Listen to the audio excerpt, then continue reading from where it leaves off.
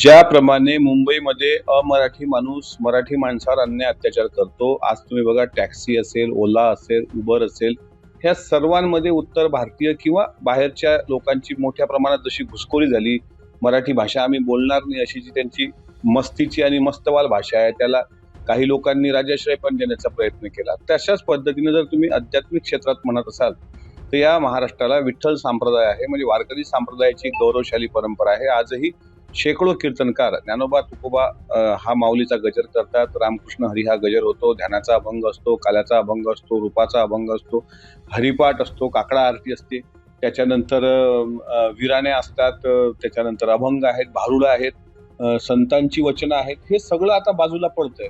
म्हणजे आणि त्यावर अतिक्रमण कोण करते, तर बागेश्वर शास्त्री सारखा भोंदू बाबा.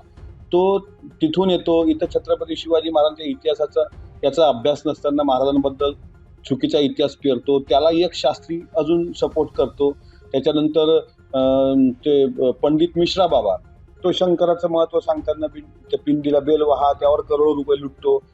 या उत्तर भारतीय महाराज लोकांनी त्यांच्या सोयीच्या हरिकथा, कृष्णकथा ह्या सांगत सांगत इथल्या वारकरी संप्रदायाचं अतिक्रमण केलेलं आहे. ते फार खेदजनक आहे. भविष्यामध्ये या महाराष्ट्रातली मराठी मुलं ह्या रामकृष्ण हरी असेल, तो ज्ञानोबा तुकोबाचं पसायदान असेल, जो जे वांछील तो ते लाहो म्हणणारं, हे सगळं विसरतील. आता इस्कॉनचा राधे राधेचं अतिक्रमण पंढरपुरात आपण पाहतोय.